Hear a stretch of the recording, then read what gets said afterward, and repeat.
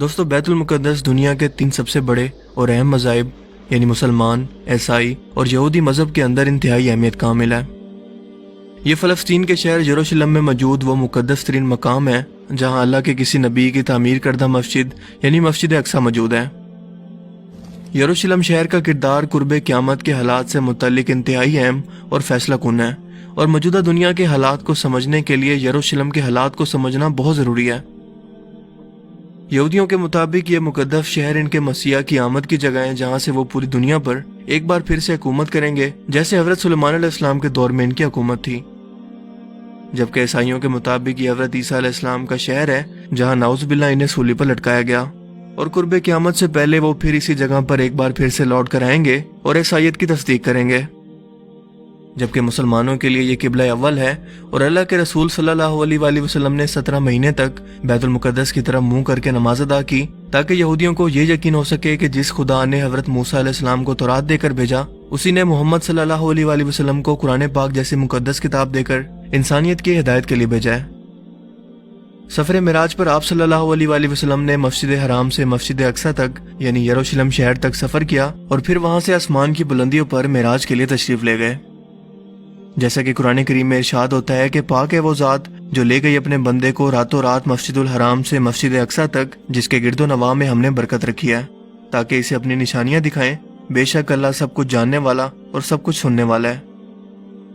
اس کے علاوہ یہی وہ جگہ ہے جہاں پر حضرت عیسیٰ علیہ السلام دوبارہ آسمان سے تشریف لائیں گے اور اسلام کو سچا اور حق کا دین ثابت کریں گے۔ یروشلم شہر کی اہمیت قرآن کریم سے بھی ثابت ہے۔ سورہ الانبیاء میں ارشاد ہوتا ہے، اور ہم نے اسے یعنی ابراہیم علیہ السلام کو اور لوط علیہ السلام کو اس زمین پر نجات دی جس میں ہم نے اہل عالم کے لیے برکتیں رکھی ہیں۔ حضرت ابراہیم علیہ السلام نمرود کی آگ سے نجات پانے کے بعد اپنے بھتیجے لوط علیہ السلام کے ساتھ عراق سے بیت المقدس کی طرف روانہ ہوئے، اور یہیں سے حضرت ابراہیم علیہ السلام اللہ کے حکم سے مکہ مکرمہ پہنچے، جہاں آپ نے اپنے بیٹے حضرت اسماعیل علیہ السلام کے ساتھ مل کر بیت اللہ کو پھر سے تعمیر کیا۔ یعنی کہ یروشلم ایسی مقدس سرزمین ہے جسے اللہ تعالیٰ نے آل ابراہیم یعنی ابراہیم علیہ السلام کی نسل کے لیے اور آنے والے پیغمبروں اور دین یعنی یہودی، مسلمان اور عیسائیت کے لیے فیصلہ کن مقام بنایا ہے، کیونکہ ظاہر ہے کہ ان تینوں مذاہب میں سے سچا تو کوئی ایک ہی ہو سکتا ہے، اور یہی کردار قرب قیامت سے پہلے یروشلم کو ادا کرنا ہے۔ یعنی یہ شہر قرب قیامت سے پہلے صرف ایک دین کو سچ اور حق ثابت کرے گا، اور اسی لیے اس قدر اہمیت تینوں مذاہب کے اندر ہے۔ یروشلم ایک قدیم شہر ہے اور تقریباً 4000 سال پرانی تاریخ رکھتا ہے۔ یہ 2 مرتبہ مکمل طور پر تباہ ہوا۔ تاریخ میں اس پر 52 مرتبہ حملے بتائے جاتے ہیں، اور 44 مختلف قوموں کا اس شہر پر قبضہ ہوا۔ یہ تل ابیب شہر اور بحیرہ روم یعنی میڈیٹرین سی سے 60 کلومیٹر مشرق اور بحر مردار یعنی ڈیڈ سی سے تقریباً 33 کلومیٹر فاصلے پر جبل یہودا سے گھرا ہوا ہے، جہاں یہودیوں کی 3000 سال پرانی تاریخ، عیسائیوں کی 2000 سال، جبکہ مسلمانوں کی 1400 سال پرانی تاریخ موجود ہے۔ یہاں اس وقت 64% یہودی آبادی، 32% مسلمان اور صرف 2% عیسائی موجود ہیں۔ ہیکل کی مغربی دیوار جو کہ ایک واحد سٹرکچر اس وقت ہیکل سلیمانی کا موجود ہے، یہودیوں کے لیے اس وقت دنیا کی سب سے مقدس ترین جگہ ہے۔ اس شہر کے بارے میں اللہ پاک قرآن کریم میں ارشاد فرماتے ہیں کہ جس بستی کو ہم نے ہلاک کر دیا تھا اس پر حرام ہے کہ وہ وہاں جائیں، حتیٰ کہ یاجوج ماجوج نکل جائیں گے اور تمام بلندیوں سے اترتے نظر آئیں گے۔ دوستو، یہاں ہلاک ہونے والی بستی سے مراد یروشلم شہر ہے، جس پر یہودیوں کی بدعمالیوں کی بدولت 586 قبل مسیح میں بابل عراق کے بادشاہ بخت نصر اور پھر ٹائٹس نامی بادشاہ نے حملہ کر کے اس شہر کو مکمل طور پر تباہ کر دیا اور لاکھوں یہودیوں کو غلام بنا کر اپنے ساتھ لے گئے۔ اس دوران ہیکل سلیمانی بھی مکمل طور پر تباہ ہو گیا، مگر قرب قیامت سے پہلے یہ لوگ یعنی یہودی ایک بار پھر سے اسی بستی میں آباد ہوں گے، جیسا کہ ایک اور جگہ قرآن کریم میں واضح طور پر اس کا بیان کچھ اس طرح سے موجود ہے۔ اور جب آخری وقت آئے گا تو یہودی اس ارض مقدس کے اندر لائے جائیں گے جہاں سے انہیں نکالا گیا تھا، اور اللہ تعالیٰ کا یہ وعدہ آج ناجائز اسرائیلی ریاست کے قائم ہونے کے بعد پورا ہو چکا ہے، یعنی کہ آخری وقت اب قریب ہی ہے۔ لیکن اس سے بھی اہم سوال یہ ہے کہ اس وعدے کے پورا ہونے کے بعد اب آخر کیا ہونا باقی ہے؟ یہودیوں کا ماننا ہے کہ جب وہ تیسری مرتبہ اس مقدس ہیکل سلیمانی کو دوبارہ تعمیر کر لیں گے تو ان کا مسیحا جو مسلمانوں کے نزدیک دجال ہے وہ دنیا میں نازل ہوگا، اس لیے ان کے پاس اس ہیکل کی تیسری مرتبہ تعمیر کا مکمل نقشہ تک تیار ہے، اور اس کے ساتھ ساتھ وہ تابوت سکینہ کے حصول کے لیے بھی بے چین ہے، جس کی مختصر سی تاریخ یہ ہے کہ یہ مقدس صندوق حضرت آدم علیہ السلام پر نازل ہوا، جو پوری زندگی آپ کے پاس رہا اور پھر آنے والے انبیاء کو وراثت کے طور پر منتقل ہوتا رہا۔ یہاں تک کہ یہ حضرت موسیٰ علیہ السلام تک پہنچا، جس میں وہ اپنا خاص سامان یعنی تورات کا اصل نسخہ، اپنا عصا مبارک اور اپنا باقی سامان رکھتے تھے۔ اس کے علاوہ اس میں حضرت سلیمان علیہ السلام کی انگوٹھی بھی موجود ہے، جس سے وہ جنات پر کنٹرول کرتے تھے۔ مگر ہیکل سلیمانی کے دوسری مرتبہ تباہ ہونے کے بعد یہ صندوق ایسا غائب ہوا کہ پھر آج تک نہیں ملا۔ یہودیوں کا ماننا ہے کہ یہ حضرت سلیمان علیہ السلام کے تخت کے نیچے دفن ہے، اس لیے ان لوگوں نے خود سے بیت المقدس کے نیچے سرنگیں کھود کر اس کی تلاش شروع کی، لیکن انہیں کچھ بھی نہیں ملا۔ حضرت سلیمان علیہ السلام کا محل بیت المقدس سے جڑا ہوا تھا، جہاں ان کا تخت موجود تھا، اور دوسرا ہیکل سلیمانی کا جو نقشہ بیان کیا جاتا ہے اس کا بھی مسجد اقصی سے کوئی تعلق نہیں ہے۔ لیکن پھر بھی یہ یہودی ہیکل سلیمانی کی تیسری مرتبہ تعمیر سے پہلے مسجد اقصی کو شہید کرنا چاہتے ہیں، اور اس کی سب سے بڑی وجہ یہ ہے کہ تیسری مرتبہ ہیکل سلیمانی کے تعمیر ہونے کے باوجود اگر مسجد اقصی شہید نہ ہوئی تو ہیکل کی اہمیت پہلے جیسی بالکل نہیں رہے گی، اسی لیے یہودیوں کے نزدیک اسے شہید کرنا ضروری ہے۔ اسرائیلی ماہر آثار قدیمہ کے مطابق ہیکل سلیمانی قبۃ الصخرہ کے نیچے موجود ہے، اور یہ علاقہ یعنی مسجد اقصی اور قبۃ الصخرہ مسلمانوں کے کنٹرول میں ہے۔ اسرائیل نے عربوں کے ساتھ 6 روزہ جنگ کے دوران بیت المقدس پر قبضہ کر لیا تھا، مگر مسجد اقصی اور قبۃ الصخرہ کا کنٹرول اس جنگ کے باوجود بھی اردن کے ہاشمیوں کے پاس ہی تھا، جس کے بعد انہیں وہاں سے نکال کر اسرائیلیوں نے اس زمین پر قبضہ کر لیا۔ اس کے بعد ہیکل کی تعمیر کے اندر مزید تیزی آ چکی ہے، جو کہ ان کا صدیوں سے خواب ہے، کیونکہ ان کا ماننا ہے کہ اس کے بعد ہی مسیح دجال کی اس دنیا کے اندر آمد ممکن ہوگی، اور اسی مقصد کے لیے باقاعدہ ایک تنظیم دی ٹیمپل انسٹیٹیوٹ قائم ہے۔ لیکن ایک اہم بات کہ اس ہیکل کی تعمیر کے ساتھ ایک بڑی خون ریزی کا بائبل کے اندر بھی ذکر ہے، جس کی تصدیق یہودی بھی کرتے ہیں اور کہتے ہیں کہ یہ 7 سالہ لمبا عرصہ ہوگا، کیونکہ پہلے 3.5 سال کے اندر دنیا کی 1/4 آبادی ماری جائے گی، اور اس کے بعد انسانوں کے مرنے کے دوسرے دور کا آغاز ہوگا، جس میں دنیا کی مزید 1/4 آبادی موت کا شکار ہوگی۔ دوستو، اس وقت دنیا کی آبادی تقریباً 7 ارب ہے۔ اگر ان پیشن گوئیوں کو درست مان لیں تو 7 سال کے اندر 3.5 کروڑ لوگ صرف اس تنازع کے اندر مارے جائیں گے۔ ان کے مطابق پہلے مرحلے کے اندر خون ریزی مشرق وسطی سے لے کر مشرق وسطی ایشیا اور شمالی افریقہ، جبکہ دوسرے مرحلے کے اندر عراق کے دریائے فرات سے لے کر یروشلم کے علاقوں تک پھیل جائے گی۔ دوستو، کچھ ہی عرصے پہلے تک اسرائیل ایک شدید سیاسی بحران کا شکار تھا، لیکن اس کے وزیر اعظم بنجامن نیتن یاہو اور اپوزیشن کے درمیان ایک پولیٹیکل ڈیل کے بعد یہ بحران آخرکار ختم ہو گیا، اور اب دونوں پارٹیز یعنی اپوزیشن اور گورنمنٹ ایک ہی پیج پر ہیں، جو کہ مسلم دنیا کے لیے ایک بڑے خطرے اور وارننگ سے کم نہیں ہے،